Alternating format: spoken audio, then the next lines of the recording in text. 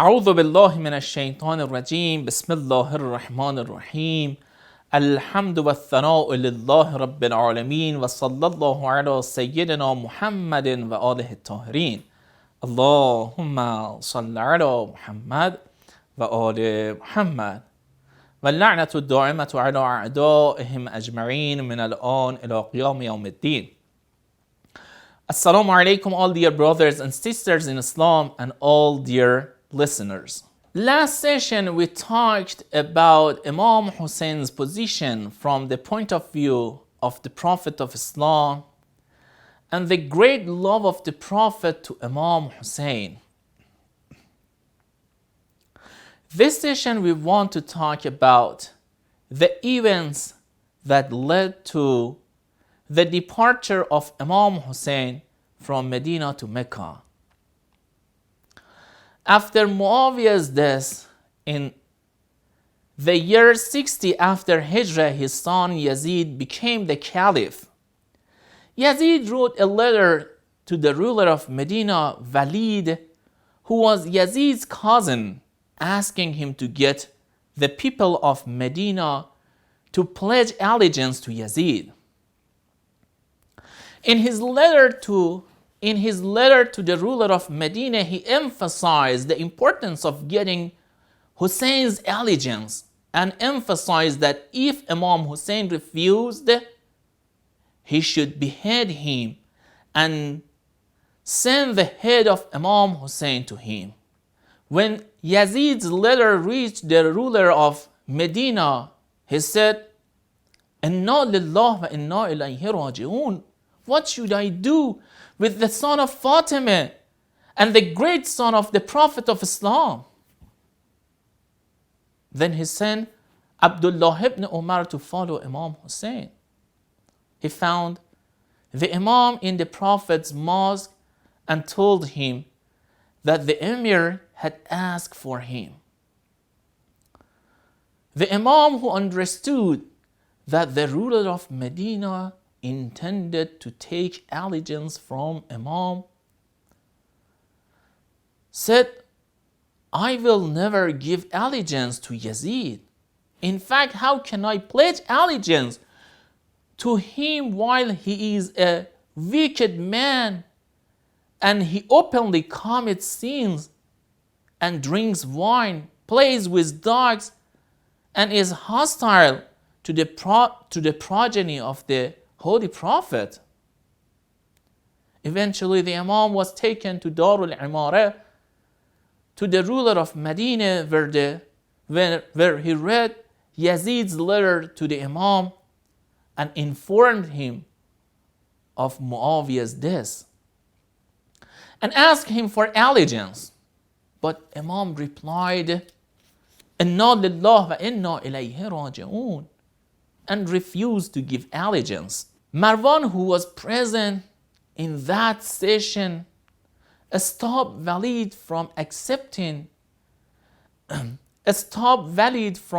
acting peacefully with the Imam and suggested that he either imprison the Imam or behead him.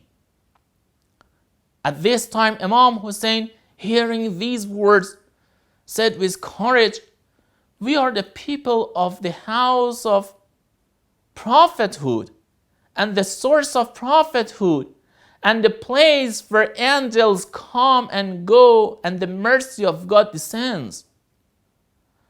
But what about Yazid?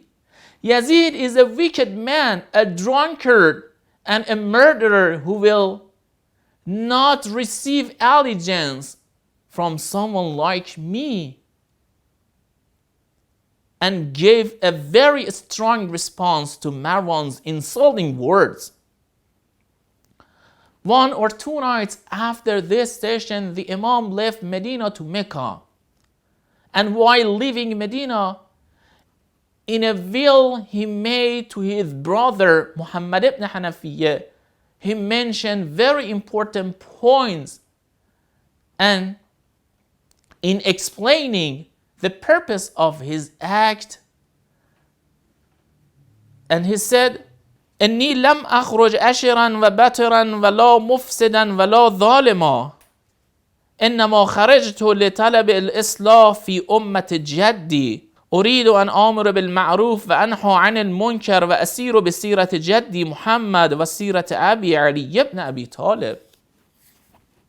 I did not stand up for enjoyment and selfishness or for corruption or oppression, but my goal is to correct the corruption that has occurred in my grandfather's ummah.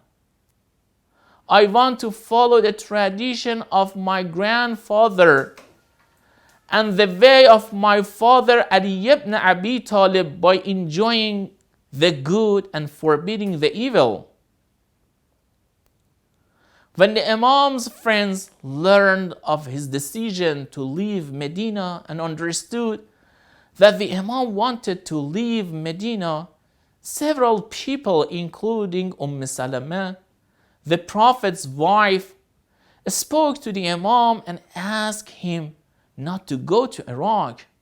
But the Imam replied, I swear to God, I will be killed even if I don't go to Iraq.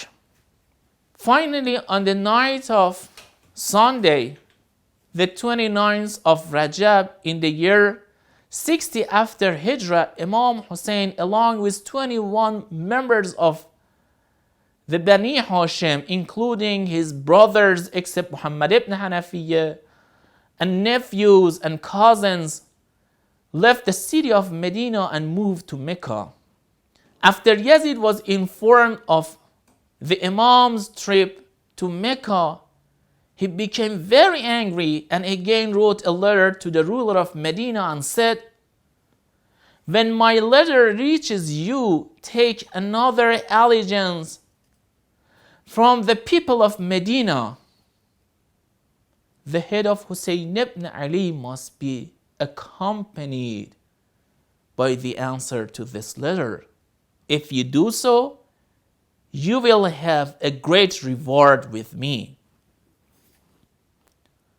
Eventually, Yazid ousted Walid due to his inability to prevent the Imam from leaving Medina and appointed Amr ibn Sa'id, the ruler of Mecca, to rule Medina.